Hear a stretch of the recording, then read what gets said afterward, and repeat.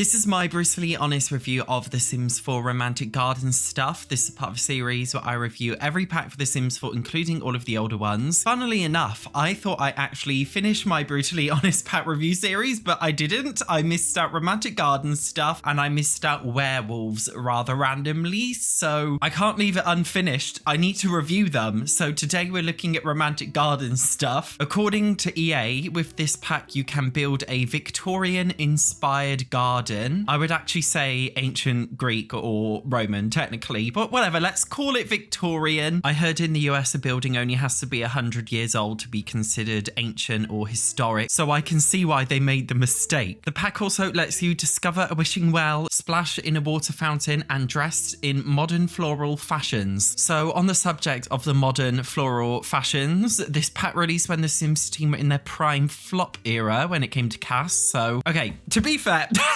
I think the one long hairstyle that comes in this pack for female Sims is actually nice, and I do use it. On the extremely rare occasion, I might use a skirt in the pack in one of the plain swatches, but that's basically it. The theme they went for here was no theme with a hint of roses. In fact, seeing this pack is about romance and gardens at the same time, why not just print a fuckload of fucking roses and pink shit on everything? I'm surprised they didn't include a brand new rose toy object for the pack. That would have been perfectly fitting. At least kids actually got a few nice things. Toddlers didn't get anything because they didn't exist yet at this stage in The Sims 4's lifespan. Because I like that one hair mesh, I'm giving them 1 point of credit.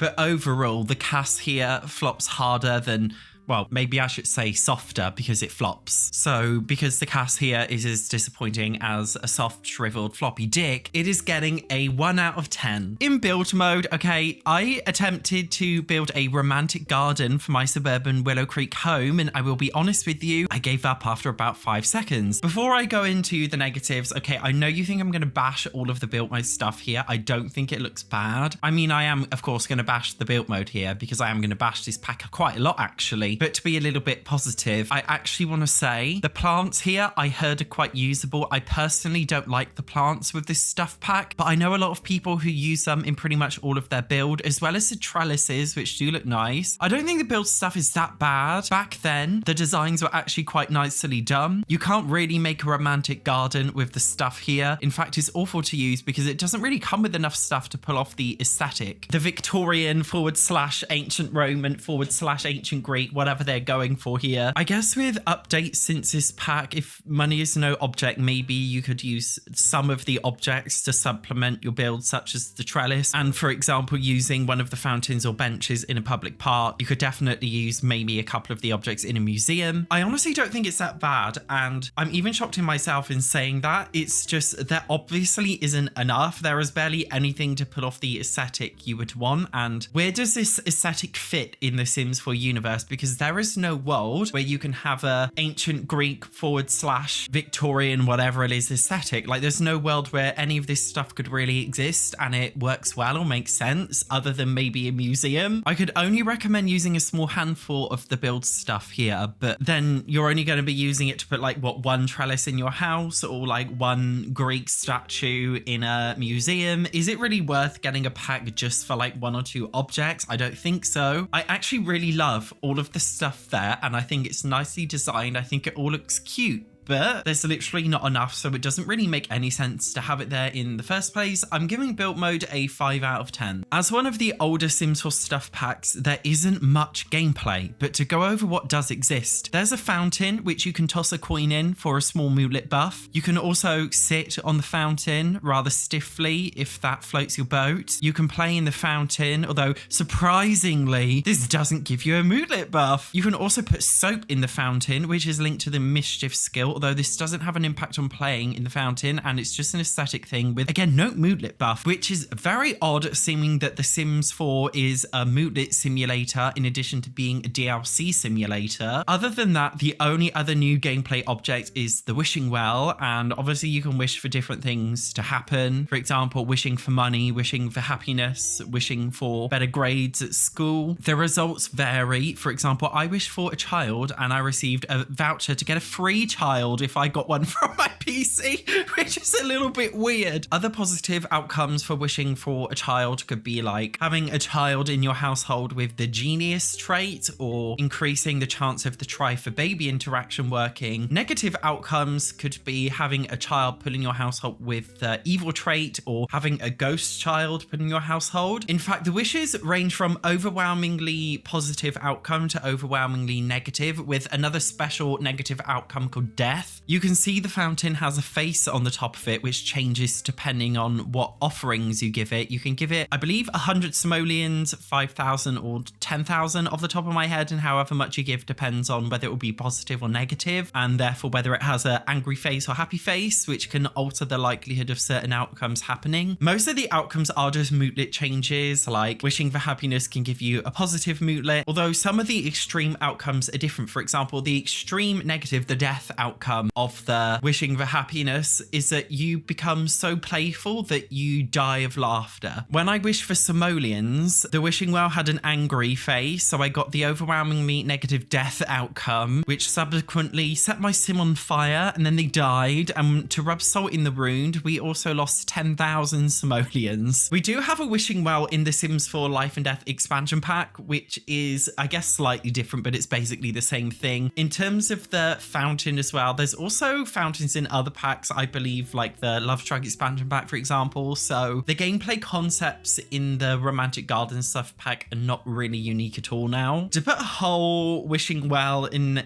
a pack and just saying this is a premium experience that you got to buy, like, I just don't really get it. Most outcomes of the wishing well just affect like mootlets, relationship changes, money, etc. But then I feel like this just only really adds to the fuel to the fire of The Sims 4 and its a million different features which all affect the exact same base game things in the exact same way. There's just slightly different ways of going about it, so none of them really have that big of an impact on the game. As I said, just to put a whole wishing well in a stuff pack and upsell it as a main feature is absolutely barbaric. That, plus considering the theme of the objects in this pack is inappropriate in any world we have right now in game, I just can't see its use. I have no constructive criticism on how this pack could be better, because I just don't really think it should have existed, to be brutally honest. Maybe my constructive criticism is to just unrelease it and refund everybody, although that wouldn't happen, of course. So I'm giving the gameplay of Romantic Garden stuff a 3 out of 10 for being very, very mildly entertaining. Emphasis on mildly entertaining. My overall score of The Sims 4 Romantic Garden stuff is a 3 out of 10 as an average of all of the above. Going forward, let's carry on making good Sims 4 stuff packs such as The Sims 4 Paranormal Stuff, or The Sims 4 Crystal Creations, or The Sims 4 Home Chef Hustle, the 3 latest Sims 4 stuff packs, which I actually think are really, really good. So if you want to get a stuff pack like that, make sure you check out my review for these here, because I definitely think they're worth the money compared to any other stuff pack. Otherwise, thank you very much for watching. I will see you in the next video.